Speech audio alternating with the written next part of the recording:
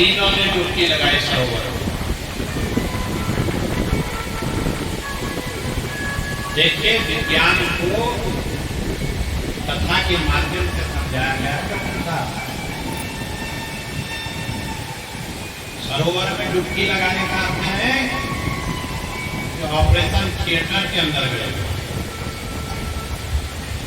जब बाहर निकलते हैं डॉक्टर और मरीज के एक जैसे कपड़े होते हैं कि सर्जरी करने वाले डॉक्टर का मंत्री से कपड़े लगभग लगवाए थे और नहीं तो उसमें सपोर्टिंग स्टाफ होता है, उनके भी एक जैसे वस्त्र होते हैं। वहां तो पता ही नहीं चलता इनमें डॉक्टर कौन है। यह अर्थ है, ये कथा को विज्ञान को कथा के माध्यम से समझा रहा है। विज्ञान है पूरा का पूरा। ये नहीं कि थोड़ा सा नाच वाच किया हो गई कथा, ये नहीं है। भागवत है ये। विद्यावताम भागवते परीक्षा, विद्वानों की परीक्षा भागवत में होती है। नाचने गाने का नहीं है, ज्ञान है।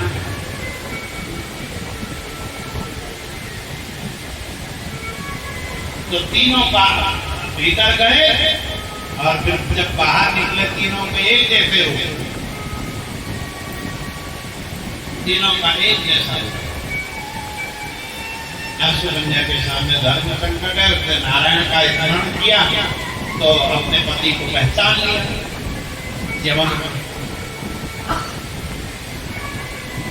अश्विनी कुमार बड़े प्रसन्न हुए। ये चिकित्सा हुआ, तो इसलिए आप आयुर्वेद वालों को शल्य चिकित्सा में आंखों की चिकित्सा करने का अधिकार सरकार दे रही है। आयुष मंत्रालय अभी तक उनको ऑपरेशन करने का नहीं था, बीएमएस वगैरह तो करते थे। अब उनको देख लिया अधिकार सरकार, ये सरकार विज्ञान को जान रही थी। लेकिन अभी इंडियन मेडिकल एसोसिएशन का दबदबा तो रही है, उनकी दादागिरी तो चल ही रही है।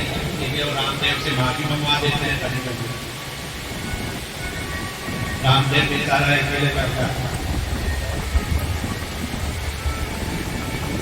तो आयुर्वेद में बड़ी ताकत है।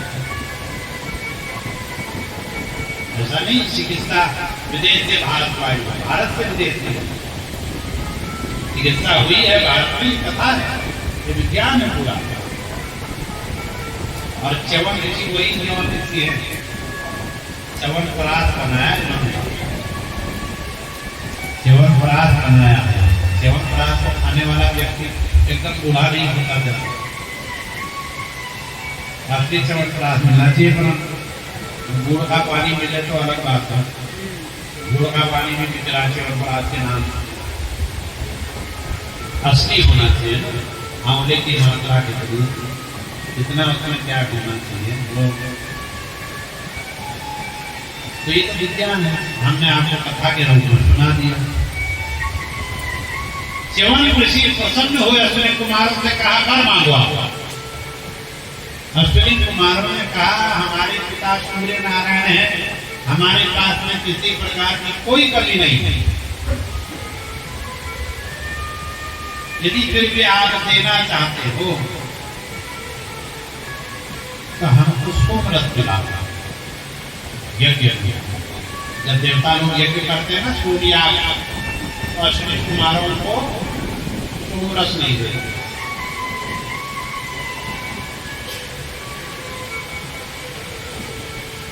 तो उनकी इच्छा है सोमरस पान करने की। एक सोमलता होती है, वो वाला सोमरस मत समझना, वो कुलवंत वाला उसको सोमरस मत समझ देना चाहिए। एक सोमलता होती है, उसका जो रस और सोम याग में खिलाया जाता है।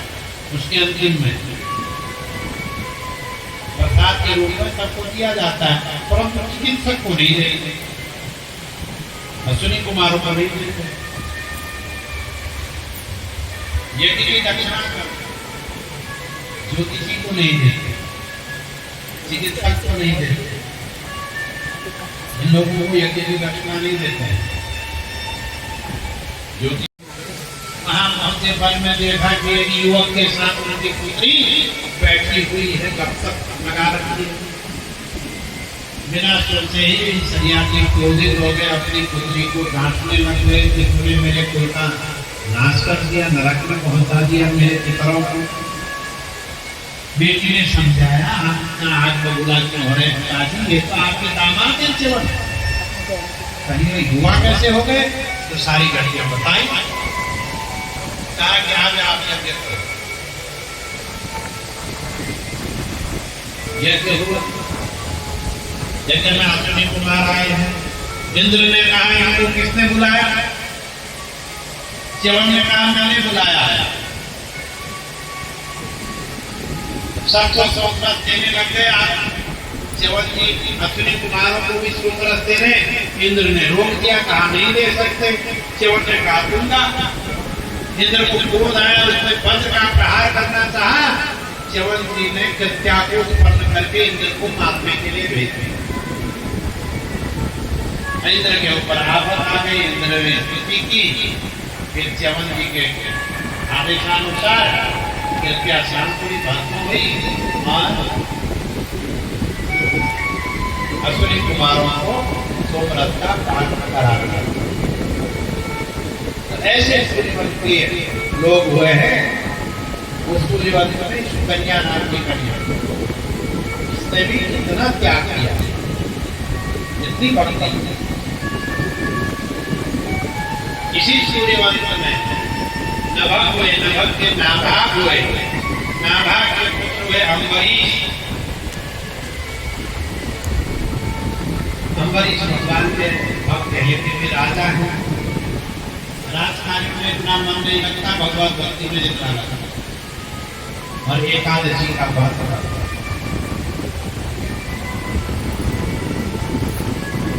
एकादशी किसको कहते हैं? मन सहित 10 इंद्रियों को जिस दिन वश में किया जाए वो दिन है एकादशी।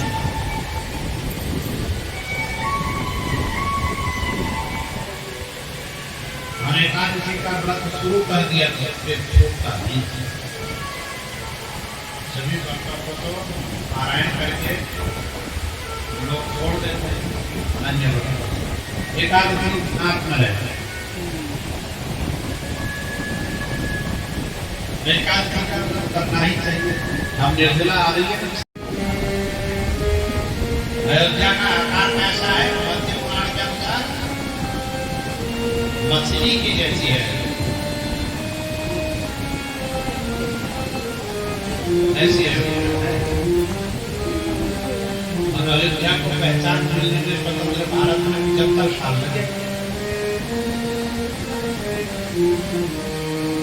स्वतंत्र भारत में अयोध्या को अयोध्या का नाम मिलने में 75 वर्ष लग गए। नहीं तो फैजाबाद कह देते।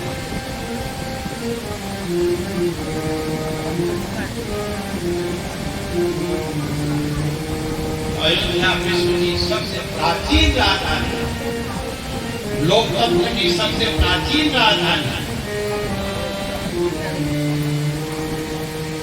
ऐसे अयोध्या में भगवान ने कहा है मैं आऊंगा। महाराजा दशरथ है, उनकी 3 रानियां हैं, उनके कोई संतान नहीं हुई।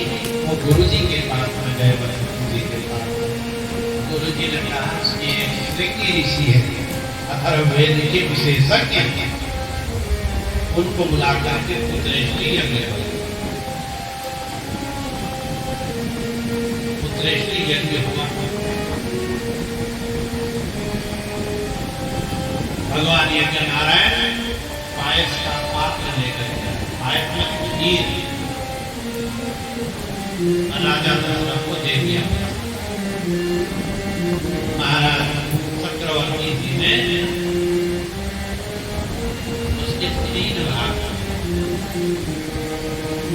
कौशल्या जी को दिया, सुमित्रा जी को दिया और कैकेयी जी को। कहीं कहीं भावार्थ रामायण इत्यादि वर्णन कि कैकेयी जी नाराज,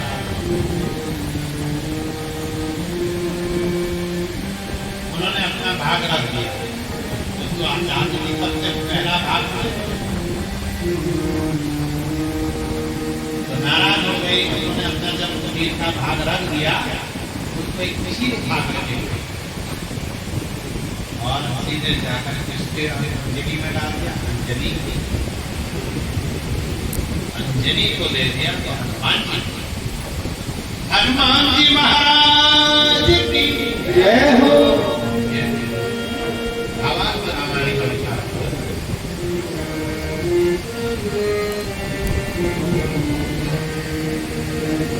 तो फिर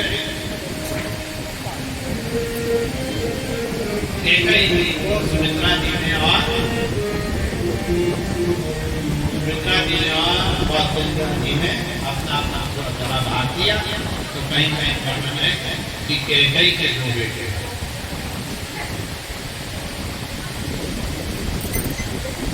सुन लो पहली बात। मैं जानता था आपके साथ क्या कह रहे हैं कि कैकेयी दो बेटे वर्णन, ये भी बात। और कहीं कहीं लिखते हैं सुमित्रा तो लक्ष्मण सुमित्रा के बेटे, परंतु जब लक्ष्मण को शक्ति लगी है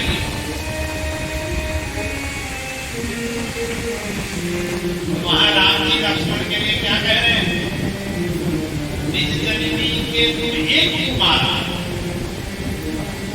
श्री रामचरितमानस में बोला अपनी माँ के तुम एक ही बेटे हो। अलग अलग रामायण में अलग अलग वर्ण में कहीं कह रही है सुमित्रा के दो बताए, कहीं कैकेयी के दो, मैंने है राजा दशरथ के 4 हैं।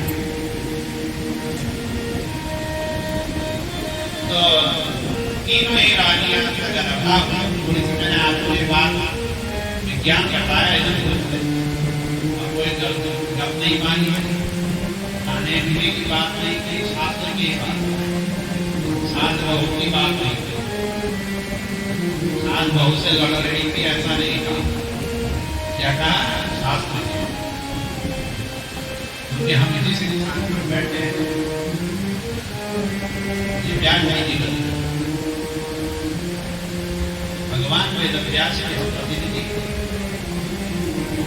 हमको इतनी बात बोलनी है जब शास्त्र तो जब सैद्धांतिक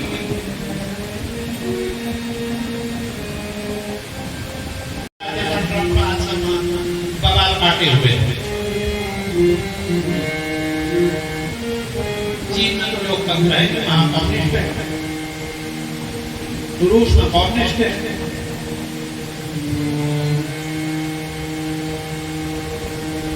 ब्रिटिशों के पांव हिल गए, उनकी जगह तो हिल चुकी। अमेरिका कह रहा हम सबसे लोकतांत्रिक पुराने देश हैं।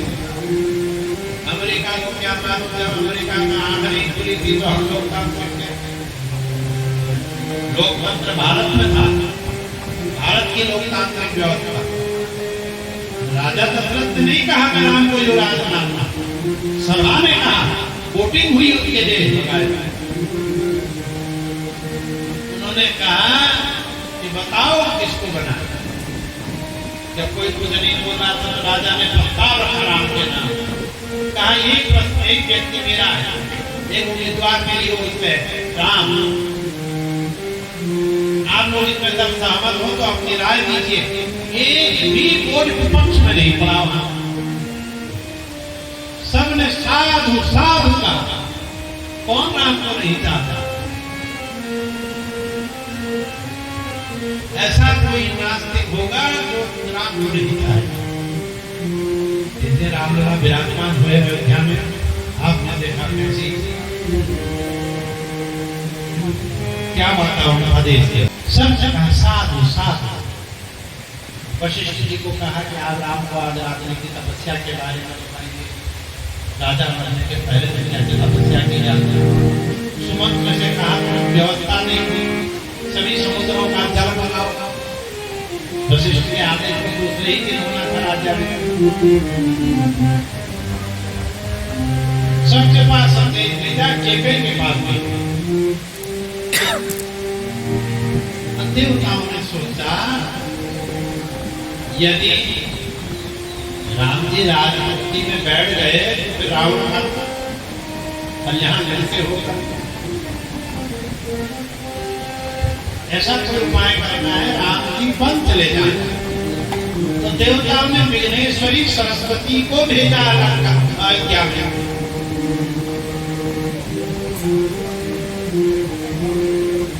अयोध्या में कौन आई? विघ्नेश्वरी आई। अब उसमें बैठना है किसी के सिर में जो इस कार्य में विघ्न डालता। सब अयोध्या के और सब राम को चाहता। एक है विदेशी राजा, विदेशी से आई हुई कौन है? मंथरा। मंथरा विदेशी राशि, उसका वेतन अयोध्या में नहीं देते, करके ही न देते। वो केकई की दासी को बोली, दासी साथ में आई। विदेशी होते हुए तो राम का अस्तित्व पर सवाल उठाते हैं अपने देश के अंदर।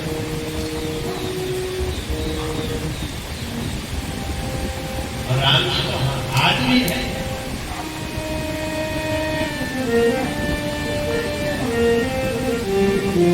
राम जी ने खुद अपना केस लड़ा। आप लोगों को तो जानकारी है, राम जी रामलला खुद पक्षकार थे। जब राम जी है तभी तो सुप्रीम कोर्ट ने माना कि राम जी पक्षकार हैं।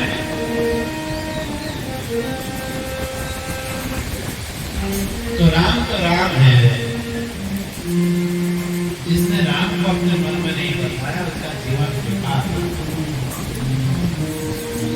उसी का जन्म सफल है जिसने राम को अपने मन में बताया।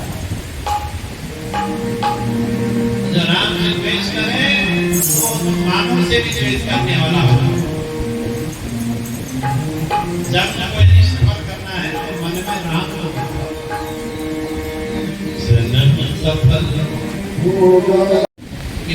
जनकारण बन के देशी पुरी जब आक्रमणकारी भारत में आ गए थे तो गए राजा दशरथ जी के पास में कि आप हमारी सेवा सहायता करो। तो राजा ने कहा पूरा हो गया, अब मैं कोई सहायता नहीं करूँ। कहीं को अच्छा नहीं लगा, उसने कहा कैसा सब नहीं है, युद्ध से चूक हो गया, मेरा राम जाएगा। कई जी ने उसी समय निश्चित किया, हमारी सीमा का अतिक्रमण करके जो अतिक्रमणकारी आए जो घुसपैठ के आ गए वो मेरा राम लगा गया है, इसलिए राम जी गए थे। तो 14,000 सैनिकों के साथ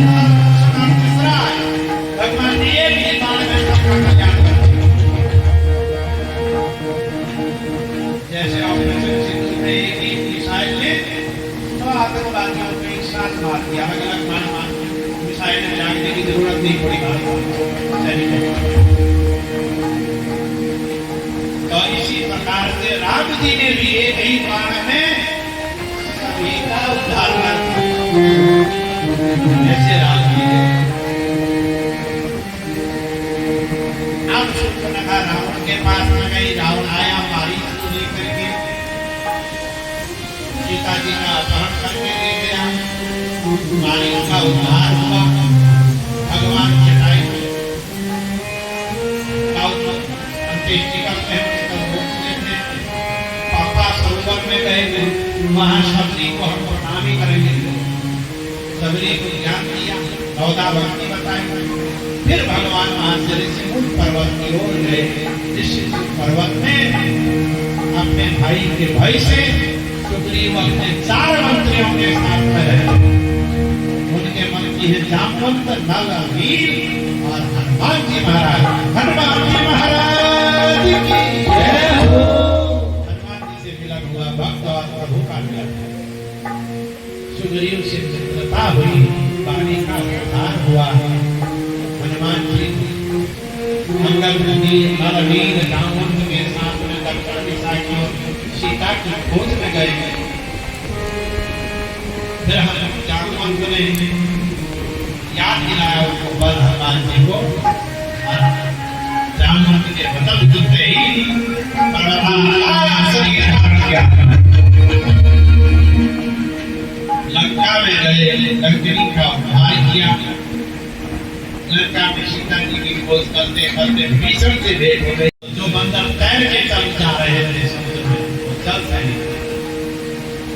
जो पुल के ऊपर चल के जा रहे थे, हम लक्ष्मण, राम और सुग्रीव इत्यादि, जामवंत इत्यादि, ये सब फल से हनुमान जी उड़ के जा रहे हैं, अंगद इत्यादि हनुमान के साथ में, तो वायु से तीन प्रकार की सेना को लेकर के हमारे राम जी लंका में जाते हैं।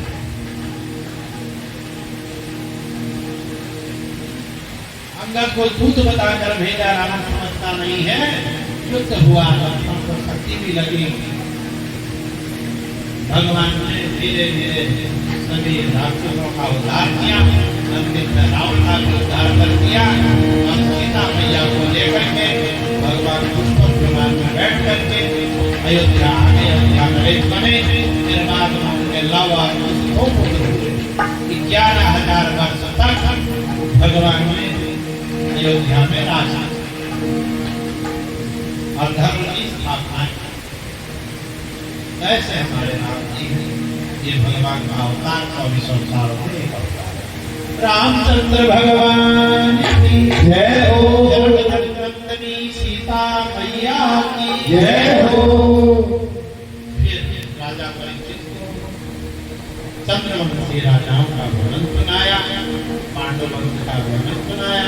कहा हमारी जो दादी है वह श्री कृष्ण की बड़ी थी, भद्रा के पुत्र अभिमन्यु के पुत्र होंगे। सबको अब राजा परीक्षित ने कहा, स्कंद में उन्होंने प्रवेश किया।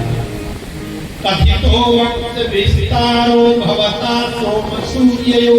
संकल्प है, आपको पाने का जो साधन है वो भी सत्य है, आप नित्य सत्य हैं।